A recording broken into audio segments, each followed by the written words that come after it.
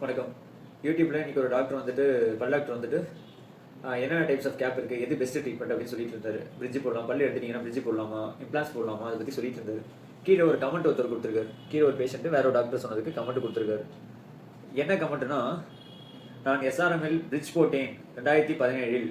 ஒரு பல் இல்லாத இடத்திற்கு நல்லா இருந்த 2 கடைவாய் பற்களையும் கூசுற அளவுக்கு கிரைண்ட் பண்ணி போட்டு விட்டுட்டாங்க டாக்டர் லாவண்யா எம்டிஎஸ். டாக்டர் பேர் சொல்லியிருக்காரு, கரெக்டாக ஞாபகம் வச்சிருக்காரு. 2017 ஸ்டூடெண்டாக படிச்சிருந்த டாக்டர் பேர் கூட ஞாபகம் வச்சிருக்காரு அந்த பேஷண்ட். பல் இடிக்கிறது என்று நல்லா இருந்த பல்லை இன்னும் கிரைண்ட் பண்ணி கெடுத்து விட்டுட்டாங்க. 3000 ஆச்சு. 3 பல்லுக்கே 3000 ரூபாய் இருக்கு. மெட்டல் செராமிக் போட்டாங்க, ஒரே மாதத்தில் உடைந்து விட்டது. இப்போது வரை எதுவும் போடல. ரொம்ப கஷ்டமா இருக்கிறது.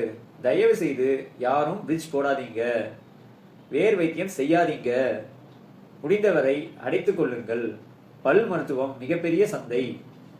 சூப்பரா சொல்லியிருக்காருல்ல. ஸோ சொன்ன பாயிண்ட்ல ஒரு பாயிண்ட் கரெக்டான விஷயம்.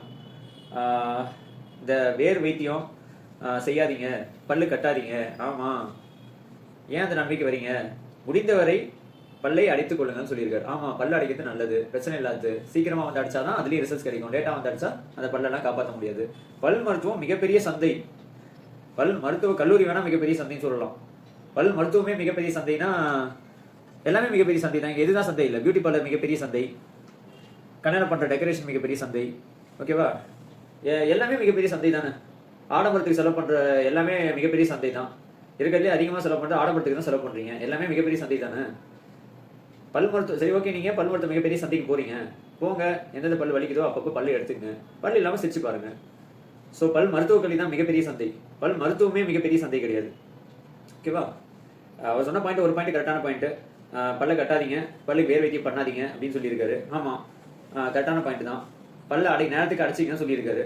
அந்த பாயிண்ட் ஓகே. ஆனால் பல் மருத்துவம் மிகப்பெரிய சந்தையெல்லாம் கிடையாது. இதில் ஒன்றும் பெருசாக சம்பாதிச்சிடலாம், லட்சக்கணக்கில் டிரான்சாக்ஷன்ஸ் நடந்துட்டு இருக்கு அப்படின்னா ஒரு பேசிக் டென்டல் கிளினிக்ல அவ்வளோலாம் வராது நீங்கள் நினைக்கிற அளவுக்குலாம். ஓகேவா? தேங்க்யூ.